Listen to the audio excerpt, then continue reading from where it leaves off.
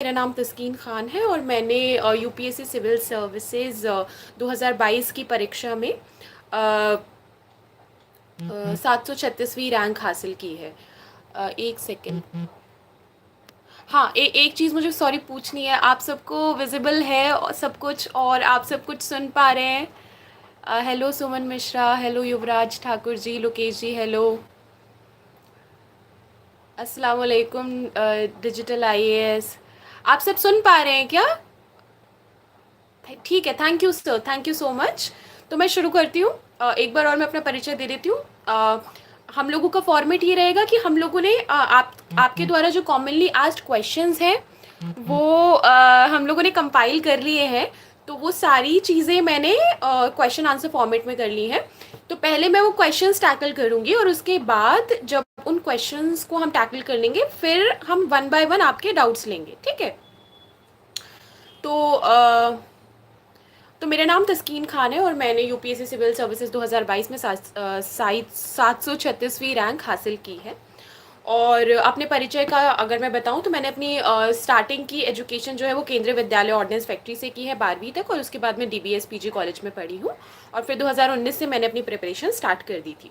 तो अपनी जर्नी के बारे में अगर बताऊं तो मैंने अपनी जर्नी 2019 सितंबर से स्टार्ट की थी हज हाउस से, जहाँ का एंट्रेंस होता है हर वर्ष, और एक साल मैं वहाँ पे रही।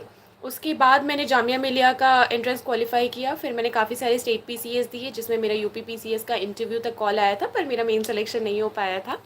मेरे 3 अटेम्प्ट्स हो चुके थे, मेरा प्रीलिम्स नहीं हुआ था, और ये जो था ये मेरा तीसरा सेशन सॉरी चौथा अटेम्प्ट था। इसके बाद हम लोग प्रीलिम्स और जीएस की और साथ में सीसैट की स्ट्रैटेजी मैं आपसे शेयर करना चाहूँगी जो मेरी थी। आप लोगों को कैसे करना है, आप लोग मतलब ये मैं अपनी स्ट्रैटेजी आपको बताऊँगी, आपको इसमें से जो कुछ भी पिकअप करना है आप कर लीजिए, ठीक है? तो मैंने क्या किया था for GS1 GS2, for GS1 यानी कि फॉर जनरल स्टडीज़ पेपर, मैंने अपने नोट्स बनाए थे जो कि एनसीईआरटीज़ और स्टैंडर्ड बुक्स में से थे। सारे के सारे नोट्स को मैंने बहुत बार याद किया था क्योंकि आपको काफ़ी सारे फैक्ट्स थोड़े से याद होने चाहिए। जब आप याद करना शुरू करेंगे तो धीरे धीरे आपको चीज़ें समझ में आ जाएंगी। तो मैं अपनी दिनचर्या को विभाजित किया करती थी 3 हिस्सों में। पहले हिस्से में मैं जीएस पढ़ा करती थी, दूसरे हिस्से में मैं करंट अफेयर्स पढ़ा करती थी, और तीसरे हिस्से में मैं सीसैट किया करती थी क्योंकि सीसैट भी मेरी कमज़ोरी थी। तो जनरली आप अपने पहले जो आपका सब्जेक्ट है that is general studies GS, उसके लिए आप पॉलिटी के लिए 11-12 की एनसीईआरटीज़ और लक्ष्मीकांत, इसके अलावा इकोनॉमी के लिए आप श्री राम के नोट्स पढ़ सकते हैं, पर उससे पहले आपको अपने क्या पढ़ना होगा, एनसीईआरटीज़ पढ़नी होंगी, ठीक है? जो कि है 11वीं की और 12वीं की। उसके बाद आप हाँ, साथ साथ में जो आप प्रीवियस ईयर भी देखते रहिए कि कौन कौन से पोर्शन से क्या क्वेश्चन आ रहा है, क्योंकि जनरली कभी कभी क्वेश्चन जो है वो प्रीवियस ईयर से ही आ जाते हैं, ठीक है? या फिर टॉपिक्स जो होते हैं वो प्रीवियस ईयर से ही यूपीएससी पिकअप करता है, ठीक है? तो आप वो भी देखिए। फिर आप चेंजिंग पैटर्न भी देखिए अभी प्रीलिम्स का, ठीक है? साथ में अब हम आते हैं एनवायरनमेंट पे। उसके लिए आप शंकर आईएएस पे भरोसा कर सकते हैं बिल्कुल। उसमें काफ़ी सारी चीज़ें दी हुई हैं। देन आप करंट अफेयर्स के लिए जो बिगिनर्स हैं वो विजन से स्टार्ट कर सकते हैं, क्योंकि विजन की जो लैंग्वेज होती है वो बहुत इजी होती है, और उसमें क्या होता है कि हर चीज़ जो है वो आपको किसी ना किसी बॉक्स में मिल जाती है। तो आप विजन से स्टार्टिंग कर सकते हैं, मैंने भी स्टार्टिंग विजन से की थी। उसके बाद जब मुझे कुछ फैक्ट्स वगैरह विजन में नहीं मिलते थे जो कि शायद प्रीलिम्स में आ रहे थे, तो फिर उसके लिए मैंने शून्य आईएएस के जो नोट्स आते हैं पर मंथ वो रेफ़र किए थे, ठीक है? फिर आता है आपका सीसैट। सीसैट पे बहुत ज़्यादा ध्यान देना है। जो नए नए टॉपिक्स नहीं बोलूँगी मैं, बट जो टॉपिक्स हैं उसमें से बहुत सारे क्वेश्चंस आ रहे हैं अब। तो जैसे परम्यूटेशन कॉम्बिनेशन हो गया या फिर प्रोबेबिलिटी हो गया, तो इन पोर्शंस को आप अच्छे से प्रिपेयर करके जाइए, ठीक है? इसके बाद हम आ जाते हैं मेंस में ऑप्शनल की तैयारी। तो मेरा ऑप्शनल सोशियोलॉजी था, तो मैंने किस तरीके से तैयारी की, तो मेरी स्ट्रैटेजी थोड़ी सी अलग थी। जब मैंने स्टैंडर्ड बुक्स, जैसे सब बोलते थे कि हर लंबर्स पढ़ो, ये पढ़ो, वो पढ़ो, तो मुझे कुछ समझ में नहीं आता था।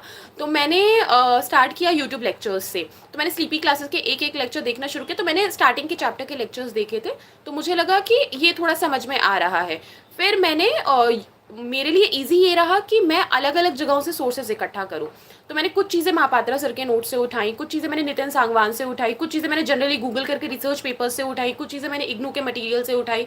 तो मैंने क्या किया था, अपने एक कंपाइल्ड नोट्स बनाए अलग अलग जगह से चीज़ें लेके। लेकिन जब मैंने वो पूरे नोट्स बनाए तो बहुत ज़्यादा भारी हो गए, तो उसके बाद फिर मैंने शॉर्ट नोट्स बनाए। लेकिन आप सोशियोलॉजी की तैयारी करने में एक चीज़ याद रखें हमेशा कि आपको शॉर्ट नोट्स ज़रूर बनाने हैं, और साथ में आपको थिंकर्स ज़्यादा याद करने हैं, क्योंकि आंसर्स में आपके थिंकर्स ही रिफ्लेक्ट होते हैं। तो थिंकर्स आप ज़्यादा याद कीजिए। Once you are prepared with your notes and your thinkers, उसके बाद आप आंसर राइटिंग प्रैक्टिस धीरे धीरे स्टार्ट कीजिए। ठीक है, आंसर्स में ज़्यादा से ज़्यादा थिंकर्स कोट करने की कोशिश कीजिए। उसके बाद आप लोग एक चीज़ और कर सकते हैं, वो है करंट अफेयर्स लिंकेज। तो करंट अफेयर्स जो भी आपके आ रहे हैं, आप उसको सोशियोलॉजी के आंसर्स में मेंशन करने की कोशिश कीजिए। तो इन तरीक़ों से आप अपनी प्रैक्टिस कर सकते हैं। साथ में जब आप आंसर राइटिंग कर रहे हैं तो आप अलग अलग तरीके अपनाने की कोशिश कर सकते हैं। जैसे आप पैराग्राफ में भी लिख सकते हैं, आप टैबुलर फॉर्मेट में भी लिख सकते हैं, आप फ्लो चार्ट्स भी बना सकते हैं बीच बीच में, तो ताकि आपके आंसर्स थोड़े अच्छे लगे। ठीक है, इसके बाद इंटरव्यू पर्सनालिटी टेस्ट की तैयारी करने के लिए मैंने अपनी प्रिपरेशन को 3 पार्ट्स में डिवाइड किया था। पहला पार्ट था मेरा डैफ। मैंने अपने डैफ को बहुत अच्छे से प्रिपेयर किया था, एक एक वर्ड पे, क्योंकि मुझे जब मैंने डैफ भरा था मुझे पता नहीं था डैफ भरा कैसे जाता है। तो मेरे बहुत सारे अचीवमेंट्स हैं, तो मैंने वो सारे ही लिख दिए, तो मुझे प्रिपेयर करने के लिए बहुत सारा हो गया था। तो वो मैंने बहुत ज़्यादा प्रिपेयर किया था, एक एक कीवर्ड को मैंने प्रिपेयर किया था अपने डैफ पे। इसके बाद मैंने न्यूज़पेपर्स मैंने 2 फॉलो किए थे, इंडियन एक्सप्रेस और हिंदू। तो हिंदू के मैं एडिटोरियल्स वगैरह पढ़ा करती थी, और इंडियन एक्सप्रेस में कुछ भी नया अगर इन्वेंट होता है तो जनरली देख कवर इट, तो वो मैं किया करती थी। तो 2 न्यूज़पेपर्स मैंने करे, और मैं अपने ही नोट्स बनाया करती थी उसके लिए भी। और तीसरी चीज़ थी मॉक इंटरव्यूज़। तो मॉक इंटरव्यूज़ मैंने दिए, और वो जनरली पीयर मॉक्स होते थे। लाइक हाँ, इंस्टीट्यूट्स में भी जाके देती थी मैं, बट मेन फोकस था पीयर मॉक्स पे, क्योंकि जनरली जो आपके आसपास रहने वाले लोग हैं वो आपको आपकी पर्सनालिटी के बारे में ज़्यादा अच्छे से बता पाते हैं। कई बार हम लोग क्या करते थे कि आपस में बैठ के ही क्वेश्चंस एक दूसरे के डैफ पे बना लिया करते थे। तो ये 3 चीज़ें मैंने अपने इंटरव्यू के लिए की थी। फॉलो की हुई बुक सोर्स और बुक लिस्ट मैंने आपको बता दी है प्रीलिम्स के लिए। इसके अलावा मेंस के लिए कोई पर्टिकुलर बुक नहीं थी, जैसे कि जो हिस्ट्री है वो मैंने पूरा जो GS 1 का पार्ट है मेंस का, वो मैंने पूरा प्रीलिम्स के फैक्ट्स के बेसिस पे किया था, एक्सेप्ट सोसाइटी में जो था मैंने सोशियोलॉजी के नोट्स पढ़े थे, और साथ में हमारी जामिया मिलिया में कुछ क्लासेस हुई थी, तो वहाँ से हमें कुछ नोट्स मिले थे, वो मैंने किए थे। पर क्योंकि मेरा ऑप्शनल सोशियोलॉजी था तो थोड़ा सा ईजी मुझको वो पार्ट पड़ गया था। ज्योग्राफी के लिए मैंने टोटली NCERTs पढ़ी थी। क्लाइमेट वाले पोर्शन के लिए मैंने GC लियोंग पढ़ी थी। फिर जब हम GS 2 पे आते हैं, तो GS 2 पे मैंने ये आपका न्यू इंडिया डॉक्यूमेंट आया था नीति आयोग का, उससे मैंने गवर्नेंस वाला पार्ट कवर किया था, और जो आपका वो वाला पार्ट होता है जहाँ पे आपको स्कीम्स वगैरह लिखनी होती है, और एजुकेशन, हेल्थ, ये सब वो मैंने वहाँ से किया था। लक्ष्मीकांत मैंने पूरी करी थी। और IR के लिए मैंने कंट्री वाइज नोट्स बनाए थे, और वो मैं थोड़ा सा बैकग्राउंड लिख लेती थी कंट्रीज़ का, वही A4 शीट पे, और फिर जो भी करंट डेवलपमेंट्स उनकी स्ट्रैटेजी में हो रहे थे वो मैं लिखा करती थी उस पर। GS 3 के लिए मैंने न्यू इंडिया डॉक्यूमेंट और विजन IAS के नोट्स मैंने रेफ़र किए थे, और GS 3 उससे मोर और लेस कवर हो गया था, और साइंस एंड टेक के लिए भी वहीं से कवर हो गया था, और एनवायरनमेंट, क्योंकि GS 3 में जो टॉपिक्स है वो जनरली करंट बेस्ड है। ठीक है, तो वहाँ से मेरे कवर हो गए थे। एथिक्स के लिए मैंने बिल्कुल अपने नोट्स बनाए थे। मैंने एथिक्स पे सिर्फ 2 चीज़ों पे ध्यान रखा था, और एक था मेरी वोकैबुलरी जो एथिक्स से रिलेटेड है, और दूसरी चीज़ थी एग्जाम्पल्स। तो एग्जाम्पल्स मैं अलग अलग जगह से पिकअप किया करती थी, जिसमें न्यूज़पेपर, इंस्टाग्राम और भी बहुत सारे सोर्सेज थे। एक बेटर इंडिया करके पेज है, आप उसको बिल्कुल फॉलो कर सकते हैं, वहाँ पे बहुत अच्छे एग्जाम्पल्स होते हैं। ब्रूट इंडिया पे बहुत अच्छे एग्जाम्पल्स होते हैं। तो ये एग्जाम्पल्स आप एथिक्स के लिए इकट्ठा कर सकते हैं यहाँ से। फिर आंसर राइटिंग की तैयारी कैसे की? आंसर राइटिंग का सिर्फ एक ही मंत्र है, वो है write more and more. So I use to write a lot. तो आंसर आप जितने ज़्यादा लिखेंगे आपको उतना ही ज़्यादा फ़ायदा होगा। फिर है क्वेश्चन अगला, UPSC में प्रीवियस ईयर क्वेश्चंस कितने इंपॉर्टेंट हैं? तो बहुत इंपॉर्टेंट है। प्रीलिम्स के लिए तो बहुत ज़्यादा इंपॉर्टेंट है, क्योंकि आपको एरियाज़ फ़िल्टर हो जाते हैं आपके। ठीक है, तो आप वो बिल्कुल कीजिए प्रीवियस ईयर क्वेश्चंस। इसके अलावा मेंस के लिए आप अगर बिगिनर हैं तो आप प्रीवियस ईयर से शुरुआत कर सकते हैं। साथ में आप मतलब कोई टेस्ट सीरीज़ अगर नहीं लेना चाह रहे हैं तो आप बिल्कुल प्रीवियस ईयर से लिखना स्टार्ट कीजिए। फिर आप आइए, जब आप थोड़ा आगे आ जाएंगे प्रिपरेशन में तो आप फिर टॉपिक्स वगैरह देखिए कि कौन कौन से आते हैं, किस तरीके की डिमांड है क्वेश्चंस की। तो प्रीवियस ईयर अपने साथ ज़रूर रखिए। साथ में सोशियोलॉजी ऑप्शनल वालों के लिए अच्छा है कि क्वेश्चंस रिपीट हो जाते हैं कभी कभी, तो सोशियोलॉजी वाले तो बहुत अच्छा है अगर अपने पास रखे वो प्रीवियस ईयर की किताब। फिर है यूपीएससी में कोचिंग की कितनी इम्पोर्टेंस है। तो दो चीज़ें हैं कोचिंग के बारे में। पहला तो ये है कि क्योंकि मेरे लिए इम्पॉर्टेंट थी कोचिंग बहुत ज़्यादा, तो अगर मैं हज कमेटी में नहीं करती तो मुझे वो डायरेक्शन नहीं मिलती, बिकॉज मेरी फील्ड बिल्कुल अलग थी, राइट। बट अगर आप स्टार्टिंग से इसके लिए प्रिपेयर कर रहे हैं तो आपको कोचिंग की ज़रूरत नहीं है, आप ऑनलाइन सोर्सेज के थ्रू भी जा सकते हैं।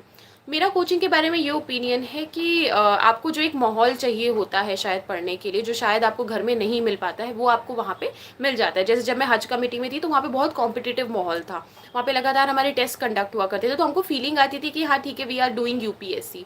बट अगेन वो जो थी that was an sponsored coaching, we don't have to pay anything वहाँ पे।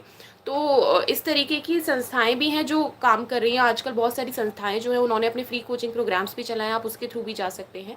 आप ऑनलाइन कोचिंग भी ले सकते हैं अगर आपको वो एक दिशा चाहिए, ठीक है। क्योंकि बहुत सारे लोगों के पास वो गाइडेंस नहीं होती। मैं आपको मिसगाइड बिल्कुल नहीं करूँगी, ऐसा नहीं बोलूँगी कि आप कुछ भी पढ़ते चले जाइए। एक आपको गाइडेंस होनी ज़रूरी है, एक डायरेक्शन आपको होनी ज़रूरी है कि हाँ आपको ये चीज़ें पढ़नी है, ठीक है। तो वो आप 3 चीज़ों से कर सकते हैं। एक चीज़, यदि आपका कोई मित्र ऑलरेडी सर्विसेज में है या प्रिपरेशन कर चुका है, आप उससे टच में रहिए, आप उससे पूछते रहिए कि सर क्या ज़रूरी है, मैम क्या ज़रूरी नहीं है, ठीक है। आप अपनी प्रिपरेशन के बारे में उनको बताते रहिए। दूसरी चीज़, यदि आपको लगता है आप कोचिंग अफोर्ड कर सकते हैं तो आप जा सकते हैं कोचिंग के लिए भी, मैं आपको नहीं रोकूंगी इस चीज़ के लिए। तीसरा है ऑनलाइन सोर्सेज। तो आजकल ऑनलाइन भी बहुत सारी चीज़ें अवेलेबल हो गई है, तो आप उसके थ्रू भी पढ़ सकते हैं। बट डायरेक्शन लेस होके मत पढ़िए, क्योंकि वो उससे ये हो जाता है कि हम लोगों को पढ़ने के लिए बहुत सारा हो जाता है और पता नहीं होता इंपॉर्टेंट क्या है और क्या नहीं है। तो ये चीज़ आप देखिए, ठीक है सर। फिर है टेस्ट सीरीज़ कितनी इंपॉर्टेंट है।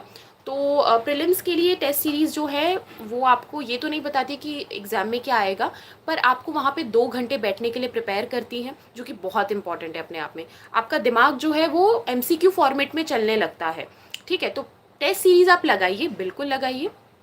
और लेकिन इसलिए नहीं लगाइए कि ये क्वेश्चंस आ जाएंगे डायरेक्ट, इसलिए लगाइए कि आप वहाँ पे 2 घंटे बैठ सकें और आपका माइंड जो है वो एमसीक्यू के तरीके से फंक्शन कर सके, क्योंकि वो बहुत ज़रूरी हो जाता है एक पॉइंट के बाद आगे।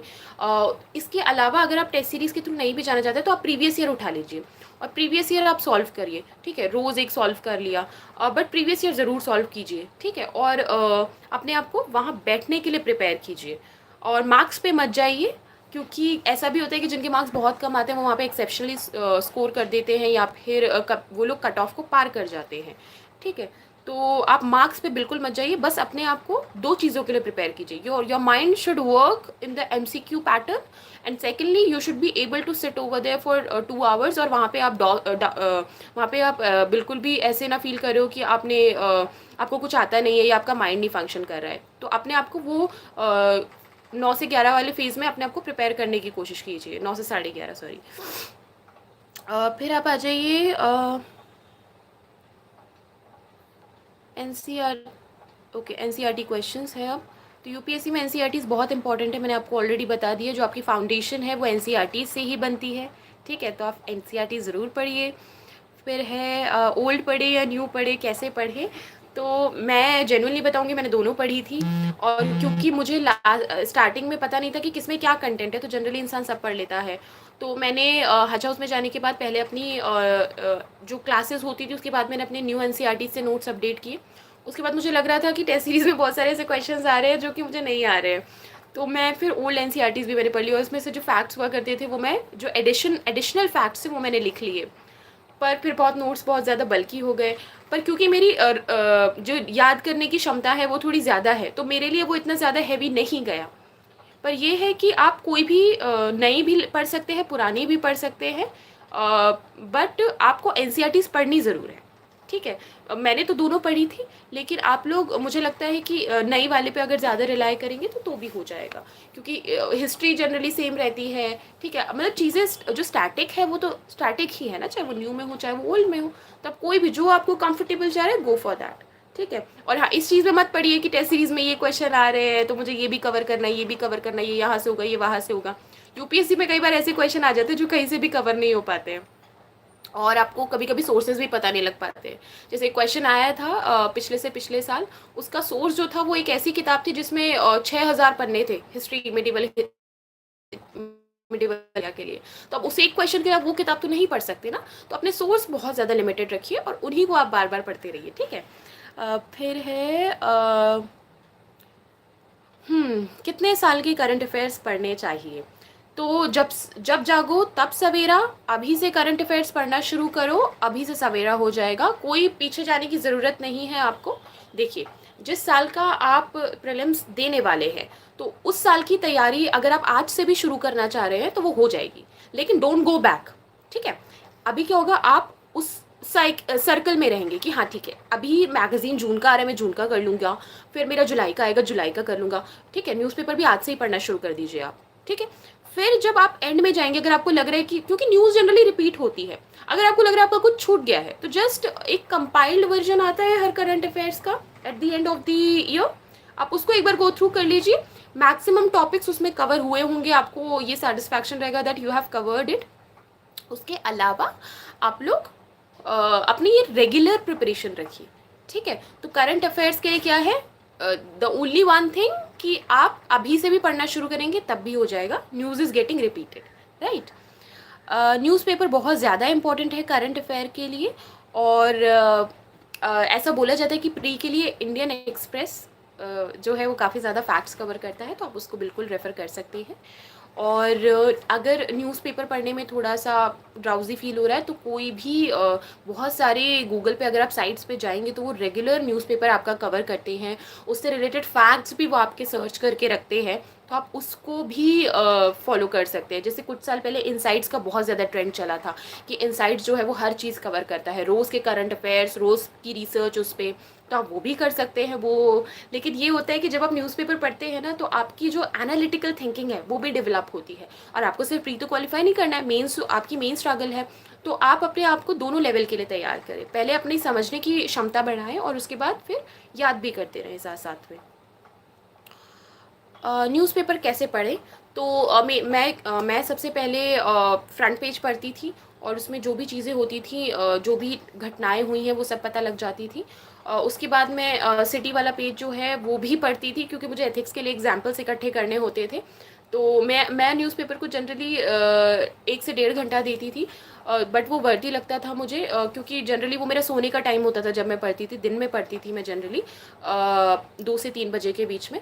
तो उस समय पे फिर मैं चाय बना लेती थी और साथ में न्यूज़पेपर पढ़ती थी और अंडरलाइन कर देती थी चीज़ें, उसी समय नोट भी कर लेती थी कि हाँ ये सारी चीज़ें हो रही है, ये सारी चीज़ें मुझे एथिक्स के लिए ज़रूरत पड़ेगी, या फिर ये सारे मुझे GS2 में एग्जाम्पल्स लिखने होंगे। फिर मैं जाती थी आपके उस पेज पे, एडिटोरियल पे। तो एडिटोरियल जो है वो मुझे थोड़ा सा कभी कभी समझ में भी नहीं आता था, तो स्टार्टिंग के डेज़ में ऐसा होता था कि मैं एक एडिटोरियल को 2 से 3 बार पढ़ती थी, but it's not worth it. आप एडिटोरियल को बस पढ़ लीजिए, बेसिक आइडिया ले लीजिए, ठीक है। उसके बाद बहुत सारे चैनल्स हैं जो आपको एडिटोरियल के वीडियोस भी देते हैं, आप उसको एक बार देख लीजिए, थोड़ी चीज़ें समझ में आ जाती है उससे बेटर, क्योंकि काम हमारा एडिटोरियल से ही कि हम लोगों को अपना एनालिसिस ज़्यादा अच्छा डेवलप करना है, ठीक है। We don't have to go by the opinion what the editorials are telling us, but हम लोगों को थोड़ा अपना समझने की हमारी क्षमता बढ़ जाती है, ओपिनियन हमें ज़्यादा मिल जाते हैं जो कि हमें कहीं ना कहीं आगे जाके काम करते हैं, ठीक है। तो ये मैंने किया था न्यूज़पेपर्स के लिए। और हाँ, मैं स्पोर्ट्स वाला पेज भी पढ़ती थी ताकि मैं थोड़ी सी अपडेटेड रहूँ। I have been a sports person, so I was like a bit interested in that was totally because of my interest. पर ये था कि मैं न्यूज़पेपर अच्छे से पढ़ती थी। फिर है यूपीएससी में मैगजीन्स कितनी इंपॉर्टेंट है, तो एक चीज़ होती है कि आपको एक सेंस ऑफ कंप्लीशन चाहिए होता है, तो at the end of every month magazine आती है आपकी, तो उससे आप ये चेक करते हैं जब कि अच्छा ये टॉपिक मैंने कवर कर लिया, ये टॉपिक मैंने कवर कर लिया, तो आपको एक बहुत ही कंप्लीशन वाला सेंस मिलता है, और आपको पता है कि when you are in this preparation तो how much this feeling is important क्योंकि हम लोग अपना टाइम टेबल फुलफ़िल नहीं कर पाते हैं रोज़-रोज़, ठीक है? लेकिन हम लोगों को वो फीलिंग भी नहीं आती है कि हम लोग अच्छे से पढ़ पा रहे हैं या नहीं पढ़ पा रहे हैं। तो वो चीज़ बहुत ज़्यादा इम्पोर्टेंट हो जाती है कि वो सेंस ऑफ कंप्लीशन आनी ज़रूरी है। तो अगर आपको लग रहा है कि न्यूज़पेपर से आपकी चीज़ें कवर हो रही हैं, वेल एंड गुड। बट अगर आपको नहीं लग रहा है ऐसा, जैसे मुझे बहुत बार ये फीलिंग नहीं आती थी, तो I use to refer Shunya के नोट्स। उसमें लिखा होता था कि they cover PIB, they cover magazines, they cover a lot more things. तो मैं जब उसे एक बार कर लेती थी, तो मुझे लगता था कि yes, now I have covered everything. So this is what you all can do. If you are not feeling comfortable कि आपने पूरा न्यूज़पेपर पढ़ा है बट पता नहीं you have covered all the facts and details और not, then you can go for magazines. मैंने magazines जो फॉलो की थी वो मैंने आपको जनरली बता दी है। आई स्टार्टिंग के डेज़ में विजन में पढ़ती थी और उसके बाद फिर आई स्टार्टेड विथ शून्य। मैगज़ीन्स कैसे पढ़ें? तो विज़न को पढ़ने का तो मैंने बहुत लोग बोलते हैं कि सिर्फ फैक्ट्स पढ़ो, बट ऐसा नहीं है। विज़न में जो एक्सप्लेनेशन लिखा होता है वो भी आपके मेंस के लिए आपको हेल्प करता है। तो मैं तो ऐसे ही पढ़ती थी कि मैं पूरी ही मैगज़ीन पढ़ा करती थी और जब मैं एक बार कवर कर लेती थी फिर मैं पीटी के फैक्ट्स उसमें से उठा के याद कर लेती थी। This was my strategy for vision. उसके अलावा कुछ दिन बाद मुझे लगा कि बहुत ज़्यादा मैगज़ीन्स इकट्ठा हो रही है, तो फिर मैंने शॉर्ट नोट्स बनाने स्टार्ट कर दिए थे उन मैगज़ीन के। वो मुझे हेल्प किए। फिर है आपका शून्य को तो जनरली वो इतने शॉर्ट होते हैं कि आप उसे 50 पेज का वो कुछ होता है, तो उसका क्या ही शॉर्ट नोट बनाना, it itself is in a short form. तो वो मैं नॉर्मली ऐसे ही पढ़ लेती थी अपने लेटर डेज़ में। यूपीएससी की तैयारी की शुरुआत मैंने कब और कैसे की? ठीक है, तो मैंने बता दिया है ऑलरेडी। शुरुआत मेरी हुई हज हाउस से और I was not into UPSC before, but I about it through a person। और उसके बाद फिर जब मैंने हज हाउस का एंट्रेंस दिया उससे पहले मैंने NCERTs पढ़ी थी। It was not like that कि आउट ऑफ द ब्लू मेरा एंट्रेंस निकल गया था। और मैं लकी थी, उस साल क्वेश्चन भी NCERT से ही आए थे एंट्रेंस में। तो वहाँ से मैंने अपना एक साल प्रिपेयर किया। फिर I went to Jamia Millia entrance, मैंने क्वालिफाई किया, वहाँ मैंने एक साल प्रिपरेशन की। और फिर मैंने अतिया फाउंडेशन से एक साल प्रिपरेशन की। और अब जब मेरा इंटरव्यू था तो फिर मैं सर्वोकॉन फाउंडेशन में आ गई थी और यहाँ से मैंने अपना इंटरव्यू प्रिपरेशन थोड़ा किया था, क्योंकि यहाँ पे और भी इंटरव्यू के बच्चे थे, तो थोड़ा वो आपको पीयर ग्रुप मिल जाता है, तो थोड़ी अंडरस्टैंडिंग आपकी हो जाती है, ठीक है।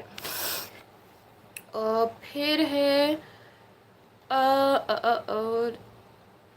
यूपीएससी की तैयारी कब से स्टार्ट करनी चाहिए? तो जो भी बिगिनर्स हैं, जो कि अभी कॉलेज में हैं, स्कूल में हैं, तो अगर वो ये वीडियो देख रहे हैं, तो अगर आपको सच में ये चीज़ करनी है तो आप अपनी NCERTs रीडिंग अभी शुरू कर सकते हैं। देखिए, यूपीएससी का एग्ज़ाम आप अपने ग्रेजुएशन के बाद दे सकते हैं। तो आप पढ़ाई बिल्कुल कभी से भी शुरू कर सकते हैं। I have many friends who have started at the age of 25। I have many friends who have started at the age of 28, 30। I have a few friends who have started their preparation college से ही और school से ही, ठीक है। तो बहुत सारे बच्चों के भी मैसेजेस आते हैं। दो some people are studying in 8th standard, some people are studying in 12th standard and they ask कि can we start the preparation now? So yes, you all can start, but वो level of preparation जो है वो थोड़ा differ कर जाता है। जैसे जब आप अपनी स्कूल में है तो जनरली आपको स्कूल स्टडीज़ पे ज़्यादा फोकस करना चाहिए। लाइक आप अपने ह्यूमैनिटीज़ के स्टूडेंट्स अगर हैं तो आपके लिए अच्छा है, क्योंकि वही किताबें आप वहाँ भी पढ़ने वाले हैं। But if you are a science student और if you are a commerce student and you are planning to go for UPSC, then give your major time to your school studies, क्योंकि आपके मेजर बोर्ड्स हैं, आपको वहाँ भी score करना है। तो वहाँ आप वो पढ़ाई पे दीजिए। और अगर आपके पास समय बच रहा है और आपको कोई शौक़ है, जैसे आप बहुत सारा टाइम क्या है अपने हॉबीज़ में भी बिताते हैं, तो वो शौक़ के तौर पे आप अपनी NCERT रीडिंग शुरू कर सकते हैं, but not more than that, ठीक है। क्योंकि आपको अभी आपकी स्कूल शिक्षा ज़्यादा इंपॉर्टेंट है। जब आप कॉलेज में आते हैं तो आपके पास समय थोड़ा होता है, ठीक है। तो उस समय आप अपनी स्टैंडर्ड बुक्स की पढ़ाई शुरू कर सकते हैं, जैसे पॉलिटी की लक्ष्मीकांत हो गई, और ज्योग्राफी की तो आपको NCERTs ही पढ़नी है 11th-12th की। और क्लाइमेट वाले पोर्शन के लिए GC लियोंग का लास्ट वाला पोर्शन। इसके बाद आप इकोनॉमी की पढ़ाई शुरू कर सकते हैं, मैथ्स की थोड़ी थोड़ी प्रिपरेशन स्टार्ट कर सकते हैं, तो वो आप अपने कॉलेज टाइम से शुरू कर सकते हैं। But for the people who have completed their education, who have completed their graduation और अब आप शुरू करना चाह रहे हैं प्रिपरेशन, तो वो भी आप कर सकते हैं, ठीक है। और उसके लिए स्ट्रैटेजी क्या होगी, वही जो मैंने आपको बताई। Because I was a person who did not know about UPSC when I was in my graduation। तो मेरे लिए थोड़ा मुश्किल गया था। वो यही होता है कि टाइम सबको उतना ही लगता है, बट कुछ लोग जल्दी शुरू कर देते हैं, कुछ लोग थोड़ा लेट शुरू करते हैं। तो क्योंकि मैंने थोड़ा लेट शुरू किया, तो इसलिए टाइम लग गया। तो यही है कि आप जब जागो तब सवेरा, कभी भी स्टार्ट कर सकते हैं प्रिपरेशन, ठीक है। फिर हम लोग आते हैं कितने घंटे पढ़ाई की। तो ये क्योंकि मुझे प्रिपरेशन में 4 साल लगे, तो वो 4 साल के हिसाब से पढ़ाई जो थी वो उसी हिसाब से होती थी। जैसे शुरू में ये होता था कि बहुत ज़्यादा पैशनेटली मैं पढ़ाई करती थी, तो कभी कभी स्लीप भी सेक्रीफाइस हो जाता था, और खाना भी सेक्रीफाइस हो जाता था, और बहुत ज़्यादा, क्योंकि स्टार्टिंग के ईयर में I remember when I was in हज हाउस, तो मुझ पे बहुत ज़्यादा प्रेशर था कि I have to prepare my prelims, I have to prepare my notes for mains also. क्योंकि प्री हो गया, मेन नहीं हुआ, तो फिर फ़ायदा नहीं है उस चीज़ का। तो बहुत ज़्यादा मैंने लिखने की प्रैक्टिस की उस समय पे, बहुत ज़्यादा नोट्स बनाए। तो उस समय मेरा 12 घंटे या 14 घंटे का शेड्यूल आराम से रहता था। लेकिन फिर जब मैं अपने द्वितीय वर्ष में आई, सेकेंड ईयर में आई, तो बिल्कुल हाफ हो गया, क्योंकि मेन वर्क तो हमने कर लिया था ना ऑलरेडी। तो वो बिल्कुल 6 घंटे पे आ गया। फिर अभी 3-4 सालों में तो ऐसा होता था कि कभी कभी मैं पूरे पूरे दिन पढ़ती भी नहीं थी, क्योंकि तैयारी बेसिकली हो गई थी। वही स्टैटिक है, वही चीज़ है जो आपको पढ़नी है। रोज़ न्यूज़पेपर आपको बस एक एडिशनल पढ़ना होता है। तो वो आपके लेवल, आप जिस साल में पढ़ रहे हैं उस पर डिपेंड करता है कि आपको कितने घंटे पढ़ना है। तो मेरी भी इसी तरीके से पढ़ाई होती थी। साथ में आप प्री के स्टेज में है, मेंस के स्टेज में है, या इंटरव्यू के स्टेज में है, ये इस चीज़ पे भी डिपेंड करता है, ठीक है। जैसे मेंस के स्टेज में आपको बहुत ज़्यादा लिखने की प्रैक्टिस करनी होती है, तो you have to give time to that thing, right. And then interview के टाइम पे आपको बहुत ज़्यादा बोलने की प्रैक्टिस करनी होती है, तो you need to give time to that also, right. And prelims के time you have to learn and solve more and more test, right. So इस हिसाब से आप पढ़ें। ओके, नेक्स्ट इज़ आपको यूपीएससी की तैयारी के लिए मोटिवेशन कहाँ से मिला। तो मोटिवेशन तो मैं नहीं बोलूँगी, बट पुश मैं उस चीज़ को बोलूँगी, क्योंकि क्या होता है कि जब आप अपने घर के हालात कुछ देखते हैं और घर की परिस्थितियाँ कुछ देखते हैं, तो आपको बिल्कुल उससे पुश मिलता है, आपको आपकी फैमिली से पुश मिलता है। अब वो आपको जब बोलते हैं कि बेटा आप कर सकते हो, तो क्योंकि मेरी घर की परिस्थितियाँ इतनी अच्छी नहीं थी, तो मैं वही चीज़ मेरे लिए पुश का काम करती थी। साथ में मैं अपने घर में सबसे बड़ी हूँ, तो वो मुझे काफ़ी ज़्यादा पुश करती थी चीज़ें। पर मोटिवेशन के लिए मैं आपको एक चीज़ यही बोलूँगी कि never go to lot of stuff, like कभी भी अपने आप को ऐसे अकेला मत फील कर लें, या कभी भी बहुत ज़्यादा इंडल्ज ना हो जाए किसी चीज़ में। मोटिवेशन के लिए there is only one source, वो है ask yourself like what works for you. Like for some people motivational videos बहुत अच्छा काम करते हैं, ठीक है। कुछ लोगों के लिए मूवी देखना बहुत अच्छा काम करता है, कुछ लोगों के लिए किताबें पढ़ना बहुत अच्छा काम करता है। बट मोटिवेशन का सबसे अच्छा सोर्स है कि आप ब्रेक दें अपने आप को। प्रिपरेशन से ब्रेक बहुत ज़्यादा ज़रूरी है। वो ब्रेक आप हफ्ते का 1 दिन भी हो सकता है, हफ्ते के 2 दिन भी हो सकते हैं, क्योंकि वो कैपेसिटी पे आपके डिपेंड करता है। जैसे मैं जनरली 2-3 दिन का ब्रेक लेती थी, क्योंकि मैं 1-2 दिन अच्छे से पढ़ लूँगी, फिर मुझे ब्रेक चाहिए होता है, ठीक है। तो आप अपने हिसाब से अपने मोटिवेशन को अपने ब्रेक से रिलेट करें, और उस ब्रेक में आप अपनी मूवीज़ देखें, चाहे वो मोटिवेशनल मूवीज़ हो, चाहे आपके दोस्तों से बात करना हो, चाहे आपकी फैमिली से रोज़ बात करना हो, वो चीज़ें आप करें, ठीक है। तो उससे आपकी पर्सनालिटी भी बहुत ज़्यादा पॉजिटिवली डेवलप होती है, और आपको एक अच्छा सा ब्रेक जो होता है वो भी मिल जाता है, एंड देन आगे के लिए पुश भी मिल जाता है, ठीक है। And don't cut off. Society भी ज़रूरी है, लोग भी ज़रूरी है, पूरे तरीके से कट ऑफ मत कीजिए अपने आप को। खुद को मोटिवेट कैसे रखें, ये बहुत ज़्यादा ज़रूरी होता है। स्पेशली लड़कियां मुझे बहुत ज़्यादा मैसेजेस करती हैं कि खुद को मोटिवेट कैसे रखें मैम, घर की परिस्थितियाँ अच्छी नहीं होती है, सोशल प्रेशर है, और घर वालों का भी प्रेशर है कि अभी बहुत साल हो गए तो क्या करें।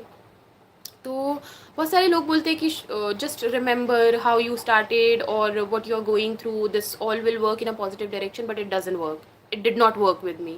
मैं जब सोचती थी मैंने क्यों शुरू किया था, या फिर मैं क्या कर रही हूँ, तो वो हर चीज़ जो है वो सबमर्ज हो जाती थी बिकॉज ऑफ माई सिचुएशन। तो मैंने अपने आप को यही किया कि मैं अपने आप को इंडल्ज रखती थी हमेशा, और वो था किताबों में।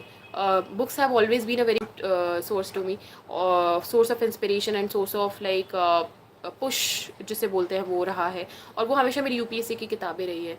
और मैं हमेशा यही कोशिश करती थी कि अगर मेरा दिमाग वहाँ जा रहा है तो मैं बस किताब खोल के बैठ जाऊँ, भले ही मुझे कुछ समझ में ना आए, मैं वहीं सो जाऊँ, बट मैं किताब खोल के बैठ जाऊँ। तो मेरे कुछ ज़्यादा दोस्त तो नहीं थे, बट मैं यही किया करती थी क्योंकि I did not have any other source. दूसरा ये था कि मैं फ़िल्म देख लिया करती थी, और वो उससे मुझे काफ़ी ज़्यादा एनर्जी मिल जाया करती थी। तो अपने आप को मोटिवेशन रखने के लिए आपको खुद ही सोचना पड़ेगा कि आपको क्या करना है, which thing works for you. Like for some people talking to their parents work in a lot more way, और जो कि दूसरों के लिए शायद इतना अच्छे से काम भी ना करे। तो सबका अलग अलग तरीका होता है अपने आप को मोटिवेट रखने का। मैंने टाइम टेबल कैसे बनाया वो मैंने आपको ऑलरेडी बता दिया है। I use during my every stage of preparation I used to divide my days in 3 parts, और फिर मैं उनको फिलअप कर लिया करती थी। जैसे पहले पार्ट में मैंने when I was in doing my prelims, so GS, current affairs and then CSAT. When I came into my mains preparation, तो सबसे पहले मैं अपना GS याद करती थी, फिर मैं अपना आंसर राइटिंग लिखती थी, और फिर मैं उनको एनालाइज़ किया करती थी। ये मेरा चीज़ों का दिन का 3 चीज़ें थी। और इंटरव्यू के टाइम पे न्यूज़पेपर, और उसके बाद डैफ, और फिर डेली डिस्कशन, ये मेरी 3 चीज़ें थी। ऑप्शनल सब्जेक्ट कैसे चूज़ करना है? मैंने ऑप्शनल सब्जेक्ट बिल्कुल अपने इंटरेस्ट के बेसिस पे चूज़ किया था, बट अभी कहीं ना कहीं ये भी इम्पॉर्टेंट हो गया है कि आप देखें कि किस में मार्क्स मिल रहे हैं ठीक ठाक। बट अगेन मुझे लगता है कि इंटरेस्ट जो है वो बहुत ज़्यादा ज़रूरी होता है। सोशियोलॉजी में जब मैंने किताबें पढ़ी तो मुझे इंटरेस्ट आया, तो I have taken that optional. So इसको डिसाइड करने के 2 तरीके हो सकते हैं। एक तो ये है कि आपका ग्रेजुएशन सब्जेक्ट अगर बहुत अच्छा है तो आप अपने ग्रेजुएशन सब्जेक्ट को भी बना सकते हैं अपना ऑप्शनल, लेकिन आप ये ज़रूर देख लें कि वो कितना ज़्यादा स्कोरिंग है, ठीक है। दूसरी चीज़ है कि जनरल ऑप्शनल्स भी आप ले सकते हैं, सोशियोलॉजी, एंथ्रोपोलॉजी। इसमें क्या होता है कि अच्छे मार्क्स सोशियोलॉजी में तो आई डोंट नो, इतने अच्छे नहीं मिल रहे आजकल लेकिन ये है कि बाकी आप एंथ्रो वगैरह, PSIR वगैरह जो जनरल ऑप्शनल्स होते हैं जिसके सोर्सेज भी अवेलेबल है, आप वो भी उस हिसाब से भी चूज़ कर सकते हैं। साथ में ये भी देखें कि किस ऑप्शन कौन सा ऑप्शन आपको GS में भी हेल्प कर सकता है। जैसे सोशियोलॉजी ने मेरे एसए में काफ़ी मुझे हेल्प की। मीडियम कैसे चूज़ करें? तो मीडियम बहुत ही मतलब मैं क्या बोलूँ इस चीज़ में मुझे नहीं पता, क्योंकि अभी जब मैंने इस साल का रिज़ल्ट देखा तो I saw a lot of people coming from Hindi medium, and I felt really great कि हिंदी को हम लोग इतना ज़्यादा प्रेफरेंस दे रहे हैं अब, और एक लेवल प्लेइंग फील्ड सबके लिए हो गई है अब।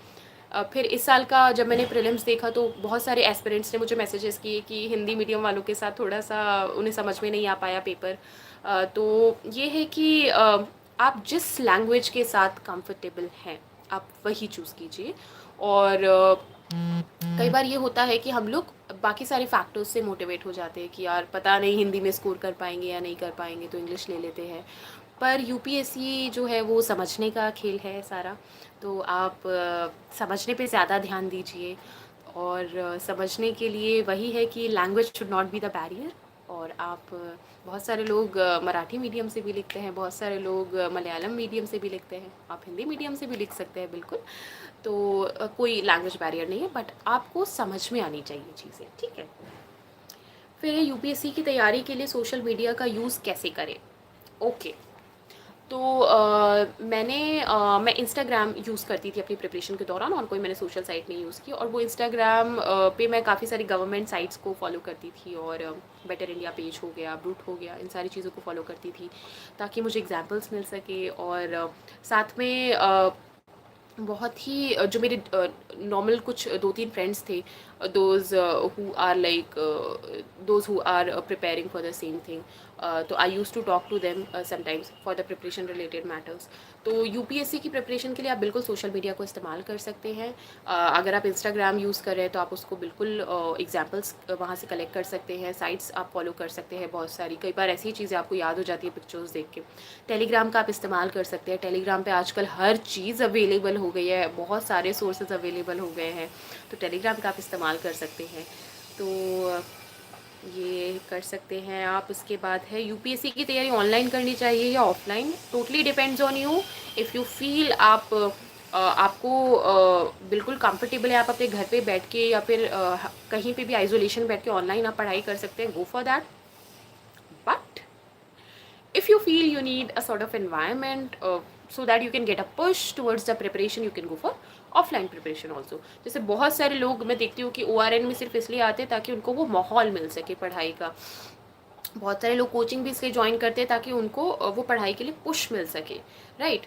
क्योंकि माहौल कहीं ना कहीं आपके लिए इंपॉर्टेंट होता है. But there are many people who are very good in studying by themselves, who don't need, उनको बहुत ज़्यादा सेल्फ मोटिवेटेड होता है. तो आपको इसके लिए ये देखना पड़ेगा कि what kind of person you are and what kind of strategy you want to follow, ठीक है, और किस तरीके के एनवायरनमेंट में आप ज़्यादा कंफर्टेबली पढ़ पाते हैं.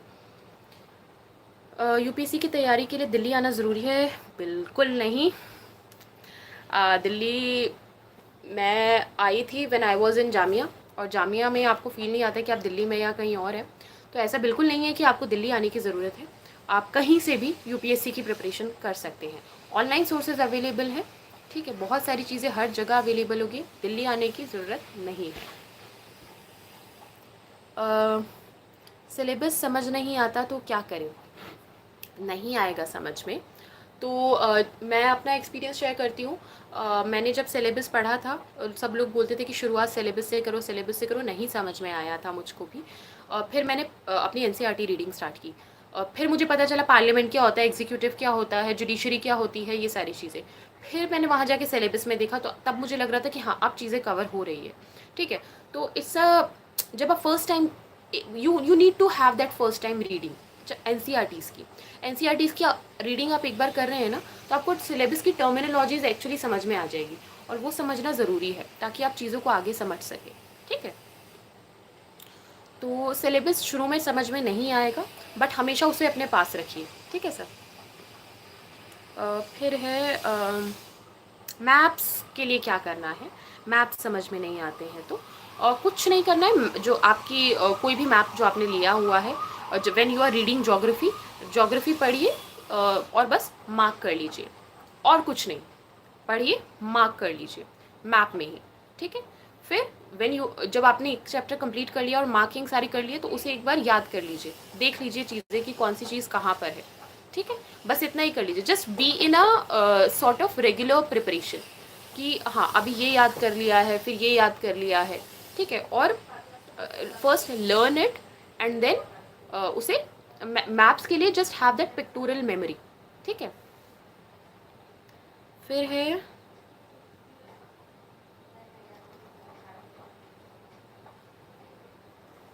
नोट पढ़ना चाहिए या टेक्स्ट बुक्स.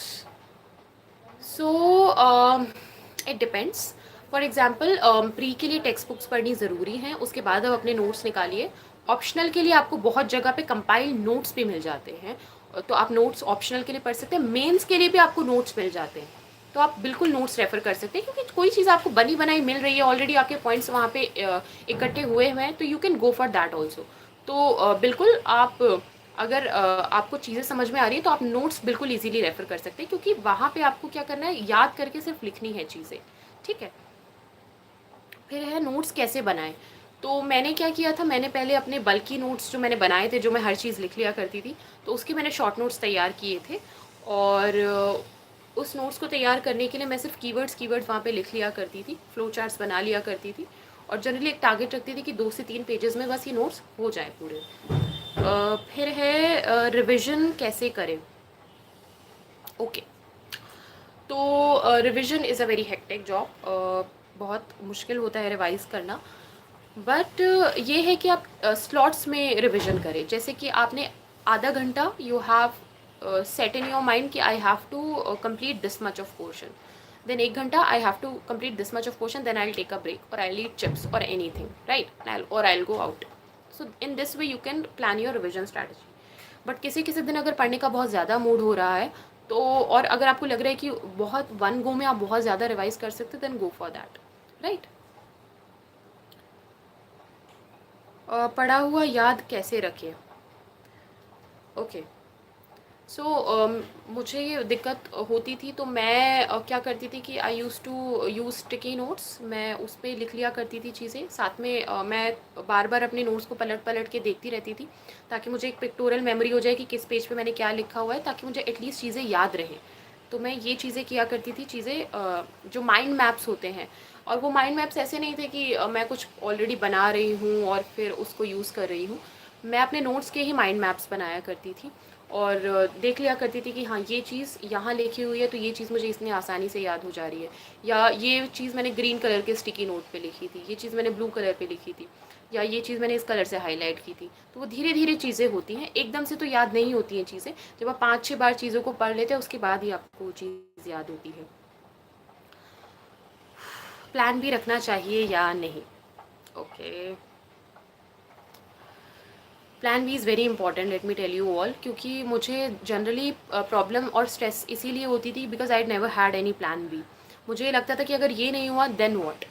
तो प्लान बी अगर आपके पास हो तो आपको एक सेटिस्फैक्शन रहेगा और आप आराम से इस प्रिपरेशन में साल डाल सकते हैं, या जितना आप करना चाहते हैं उतना कर सकते हैं। But if you don't have plan B तो कभी कभी आप बहुत ज़्यादा स्टैगनेंट हो जाते हैं या आपको आगे पता नहीं लगता है। तो क्योंकि मेरा ये था कि मैंने मास्टर्स भी नहीं किया अपनी प्रिपरेशन के दौरान, और मुझे ये लगता था कि अगर ये नहीं हुआ तो क्या।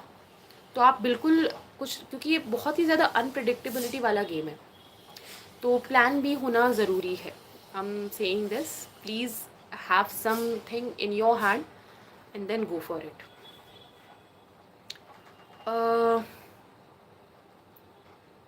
हाँ, आपके इंटरव्यू एक्सपीरियंस के बारे में बताइए। सो मेरा इंटरव्यू जनरली डैफ बेस्ड था, कुछ क्वेश्चंस जनरल स्टडीज से भी थे, और इंटरव्यू में आपका जनरली जो the interviewers, they try to see what kind of personality you are having. So for that you have to be very very genuine and honest. तो आई थिंक जो एक चीज़ मेरे लिए मेरे इंटरव्यू में काम की है वो सिर्फ मेरी ऑनेस्टी थी, और मैंने बहुत ऑनेस्टली सारे जवाब दिए। मुझे अगर कोई चीज़ नहीं आती थी मैंने उसे ना कर दिया, वो चीज़ वहीं रुक गई, बट मैंने ब्लफ नहीं करा। तो प्रिपरेशन ने हेल्प की, और जो भी मैंने डैफ प्रिपेयर किए थे, क्वेश्चंस प्रिपेयर किए थे, उस चीज़ ने हेल्प की। प्रिपरेशन में जितनी ज़्यादा मैंने बोलने की प्रैक्टिस की उसने भी हेल्प की, और दोस्तों के द्वारा जो भी हम लोग सेशंस किया करते थे उसने भी हेल्प किया। तो बहुत सारी चीज़ें जिन्होंने मेरी इंटरव्यू में हेल्प की, और इंटरव्यू एक्सपीरियंस मेरा बस सेटिस्फाइड था थोड़ा, क्योंकि I was able to answer maximum questions which the board has asked me, and वो बहुत ज़्यादा कॉन्वर्जेशनल था। They want to know my personality, और वो जानना चाहते थे मैंने अपनी लाइफ में क्या क्या किया है, कैसे कैसे किया है। So it was a good experience for me. तो बस ये इंटरव्यू के लिए यही है कि prepare your things well and remain honest. यदि आपको फिर से यूपीएससी देने का मौका मिला तो आप क्या करना चाहोगे? तो मौका तो बिल्कुल मिलेगा, टाइम बचे हैं अभी, पर ये है कि मैं फ़िलहाल तो मुझे जॉब लेनी पड़ेगी, क्योंकि as I told you I do not have a very good economically stable family. So अभी तो मैं I go for my training, and उसके बाद अगर कभी मौका मिला और मुझे लगा कि शायद मेरी प्रिपरेशन उतनी अच्छी है और मेरी फैमिली शायद मुझे समय दे सकती है, क्योंकि अभी हमारे पास इतना टाइम नहीं है, तो शायद मैं दोबारा कोशिश विद दिस थिंग ओनली। मैंने कौन सी गलतियाँ करी थी? अच्छा, बहुत सारी गलतियाँ करी थी, मैं तो हर रोज़ गलतियाँ करती हूँ। और गलतियाँ, पहली गलती ये थी कि पहला अटेम्प्ट बहुत जल्दबाजी में दे दिया था। बस किसी ने बोला दे दो और दे दिया, प्रिपरेशन नहीं थी। बहुत सारे लोग जो थे वो मिसगाइड थोड़ा सा भी करते थे कि आप बस एनसीईआरटीज़ पढ़ लीजिए आपका हो जाएगा। नहीं हुआ उससे। बहुत सारी चीज़ें थी जो नहीं पता थी।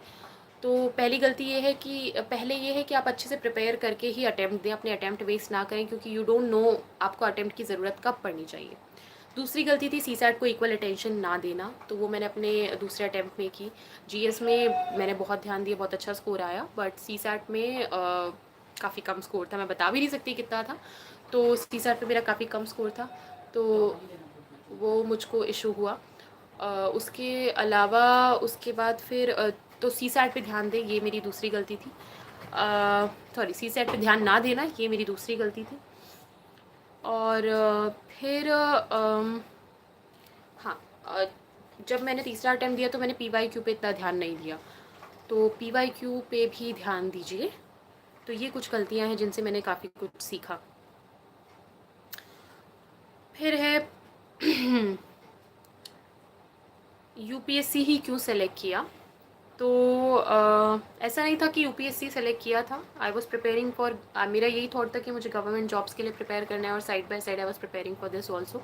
बट आफ्टर हज कमिटी थिंग मुझे लगा कि शायद कुछ डेडिकेटेड साल मुझे इस प्रिपरेशन को दे देने चाहिए, और तो मैंने फिर कुछ साल दिए। उसके बाद फिर 1 साल मैंने प्रिपेयर किया, फिर नहीं हुआ तो मैंने स्टेट पीसीएस पे शिफ्ट कर लिया। तो ये था कि मतलब मेरा जो था मोटिव वो था कि I have to get some job because I had some urgencies.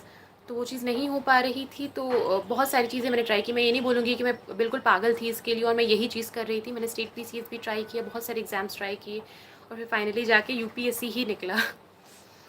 फिर है आपने ओके मेरी तरफ से कुछ टिप्स। ओके, ये this was the last question finally. So एक सेकेंड, हाँ ओके। तो टिप्स यही है कि always have some right strategy with you, और डायरेक्शन आपके पास होना बहुत ज़्यादा ज़रूरी है। If you have that direction then आप उसी हिसाब से चीज़ें प्लान कीजिए। You should know what are the things which are working for you. आपको देखना होगा कि आपका ज़्यादा देर पढ़ना काम करता है या कम देर पढ़ना काम करता है। मेंस को अच्छे से तैयार करें, अटेम्प्ट्स वेस्ट ना करें, और सीसैट पे ध्यान ज़रूर दें। ठीक है, तो ये कुछ टिप्स हैं। Okay, so now I will take the questions. Okay, a lot of questions. तो मैं ये करती हूँ कि जिन क्वेश्चंस के मैंने आंसर्स दे दिए, बिकॉज ये जो वीडियो लेक्चर होगा ये आपको अवेलेबल हो जाएगा यूट्यूब पे। तो जो क्वेश्चंस के आंसर्स मैंने कर दिए वो मैं स्किप कर दूंगी सर, और जो क्वेश्चंस के आंसर्स मैंने नहीं किए हैं, जो नए क्वेश्चन हैं, वो मैं बिल्कुल डील करना चाहूँगी। ठीक है, तो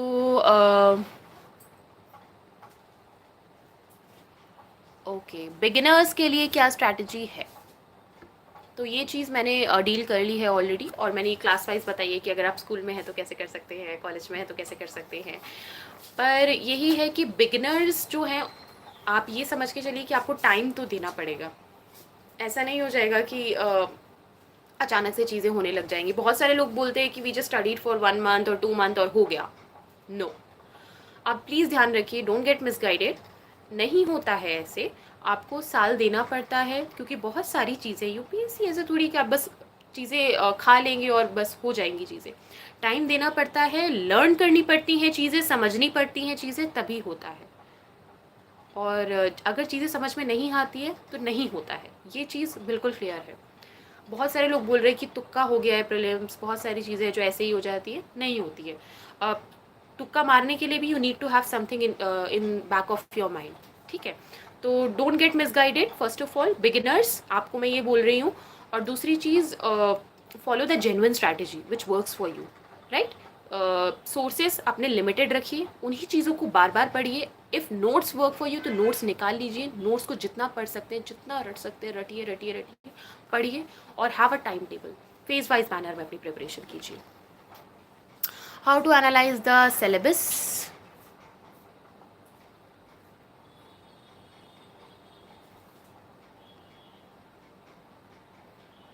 ओके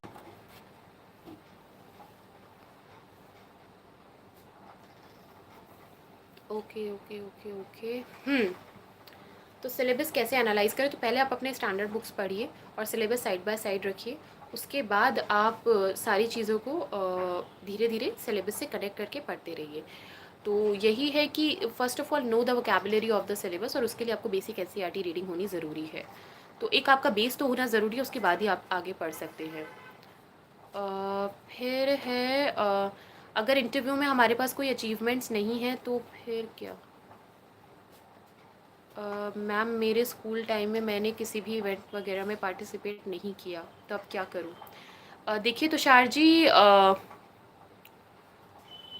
ऐसा नहीं है कि हमारे पास कोई अचीवमेंट्स नहीं होते हैं। हम कभी कभी हम अपने आप को शायद एनालाइज नहीं कर पाते हैं अच्छे तरीके से। किसी ना किसी चीज़ के लिए तो कभी ना कभी सर्टिफिकेट मिला होता है।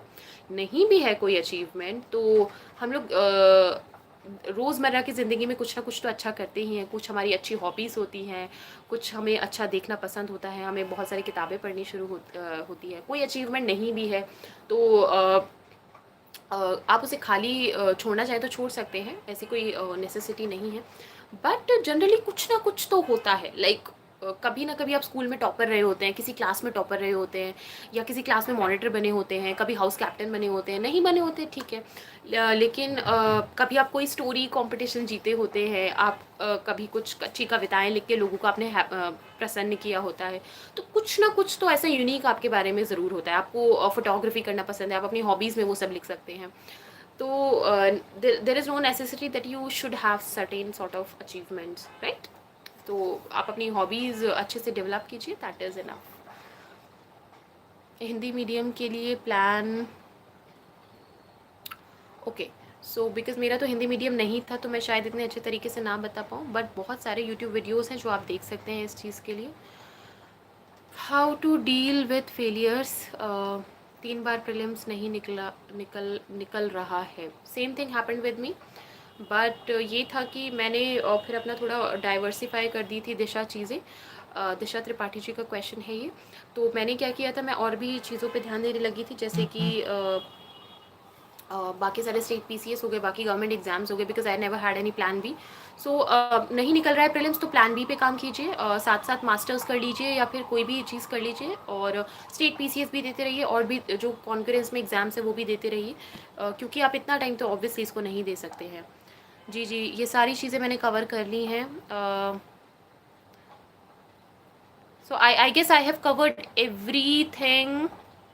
जो भी क्वेश्चंस हैं, क्योंकि सारे क्वेश्चन सेम है, schedule, prelim strategy, main strategy, current affairs कहाँ से पढ़ें, और सोशियोलॉजी की स्ट्रैटेजी, और मोटिवेशन का सोर्स, यूट्यूब से प्रीलिम्स हो सकता है, जी बिल्कुल हो सकता है। और बस ये है कि बुक्स वगैरह जो बेसिक बुक्स है वो सब आप अच्छे तरीके से पढ़िए। ओके ओके ओके, सब कुछ PYQ, ओके ठीक है, सब I have dealt with it. PYQ you have to filter the topics, आपको PYQ का उसी तरीके से इस्तेमाल करना है। You have to filter the topics and then you have to write them out. जो जो टॉपिक्स आपको लग रहे हैं, मतलब जो जो टॉपिक्स आपको लग रहे हैं कवर हो गए हैं, वेल एंड गुड। जो जो नहीं लग रहे हैं कवर कीजिए उन्हें। प्रीलिम्स में कुछ टर्म्स होती हैं, ऑप्शंस होते हैं, उन्हें अच्छे से एनालाइज कीजिए, गूगल कीजिए उन्हें, क्योंकि कई बार क्या है कि वही क्वेश्चंस पूछ लिए भी जाते हैं, वही क्वेश्चन नहीं बट सिमिलर क्वेश्चन, या फिर उसी क्वेश्चन का एक लाइन और आगे जाके क्वेश्चंस पूछ लिए जाते हैं। I cleared prelims in third attempt, and now my question is, how did you organize your subjects after prelims for mains, and of how often did you write answers, and how you add value addition? Ji Saurabh Bharti ji, congratulations first of all, and क्या करना है आपका जब prelims हो गया है उसके बाद, तो आप डेली बेसिस पे आंसर ज़रूर लिखिए, चाहे आपको कुछ नहीं भी आता है आप फिर भी लिखिए, भले टॉपर्स के आंसर्स देख के लिखिए, पर आप लिखिए, क्योंकि लिखना ही है जो आपको वहाँ पे बचाएगा। दूसरा है, आप अपने सोर्स लिमिटेड कर दीजिए, जो भी आप नोट्स रेफ़र कर रहे हैं उसी को आप बार बार पढ़िए। और ये है कि लिखना आपको रोज़ है, तो आपने अगर एक बार पढ़ लिया है तो शाम में उसको लिख लीजिए, फिर पढ़ लिया है फिर लिख लीजिए, बट ये मत कीजिए कि अभी सिलेबस पूरा नहीं हुआ है तो लिखना कैसे शुरू करूँ, क्योंकि ये है कि पूरा कभी भी कुछ भी नहीं होता है, बट लिखना आपको पड़ता है। मेंस में भी बहुत सारे ऐसे क्वेश्चंस होंगे जो आपको नहीं आएंगे, पर आपको लिखना तो वहाँ पे पड़ेगा, दिमाग को आपके अपने चलाना पड़ेगा, ठीक है। तो ये आप करिए। अभी वैल्यू एडिशन के लिए गो फॉर सोनिया मटेरियल, बहुत अच्छा वैल्यू एडिशन वो करवाता है, तो आप बिल्कुल उसको रेफ़र कर सकते हैं। बाकी अगर आपको लग रहा है विजन से आपका अच्छा से हो रहा है या कहीं और से हो रहा है, whichever whatever thing is comfortable for you, you can go for that. Parminder Singh ji, आपके प्रश्न मैंने डील कर लिए हैं ऑलरेडी। शुरुआत में एनालाइज करने की ज़रूरत नहीं है, शुरुआत में बेसिक बुक्स पढ़िए, और शुरुआत में सिर्फ चीज़ें देखिए आप कि कौन सी चीज़ है जो काम कर रही है, कौन सी चीज़ है जिससे रिकरेंट क्वेश्चंस आ रहे हैं, बस इतना देखिए।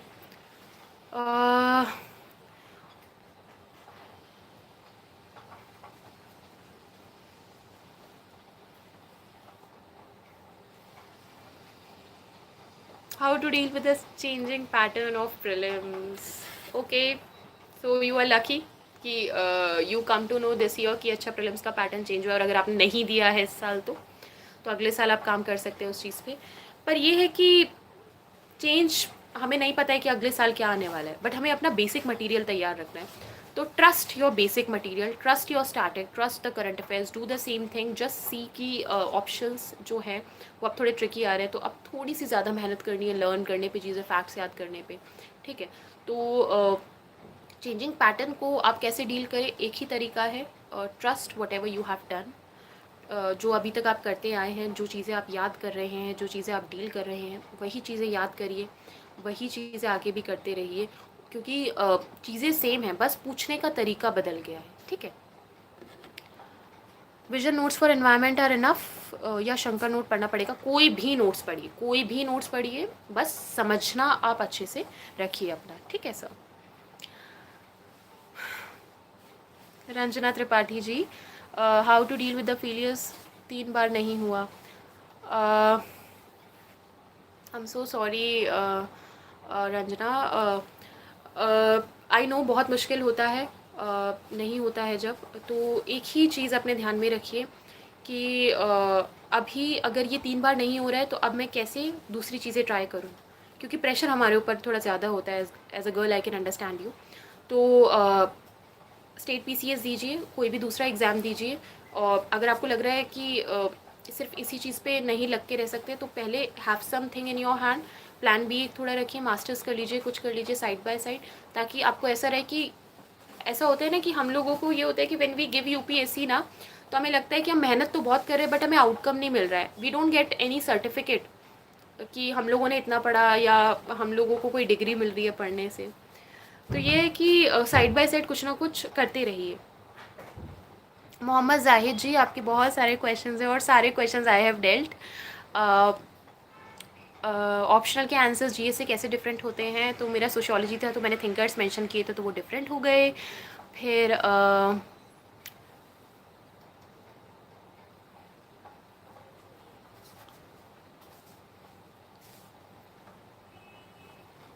जी जी, गोलू सिंह राजपूत जी, पहले आप अपने कोर्स सब्जेक्ट्स को कंप्लीट कीजिए, उसके बाद आगे बढ़िए।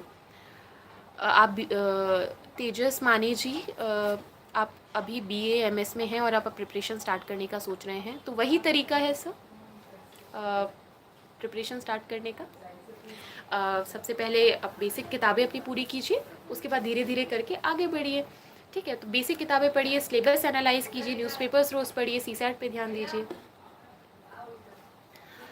ठीक है सर, अभी I have to leave, I have tackle all the questions, it was really nice talking to you all, it was a very good experience with you all, I wish you all a very good luck, I hope आप सबका selection हो, आप सब बहुत अच्छे से पढ़ाई करें आगे, और I am so sorry for the disturbance which is coming from back, and it was really nice talking to you all. I wish आप लोगों को मैं और भी कुछ कहीं से बता पाऊँ, आई वुड ट्राई टू, मेरा इंस्टाग्राम है, और अगर आप वहाँ कोई क्वेश्चन पूछना चाहते हैं बिल्कुल पूछिए, क्योंकि बहुत सारे मैसेजेस आते हैं, मैं नहीं टैकल कर पाती हूँ, I try to reply as much as I can. मैं चाह रही हूँ मैं टेलीग्राम चैनल बनाऊँ, but again I am very weak in Telegram thing, so I'll see how I have to do that, but तब तक के लिए like whatever help you need, please do watch this video, या फिर आप और भी YouTube videos देख सकते हैं, बट अपनी प्रिपरेशन अच्छे से कीजिए। All the very best, thank you so much.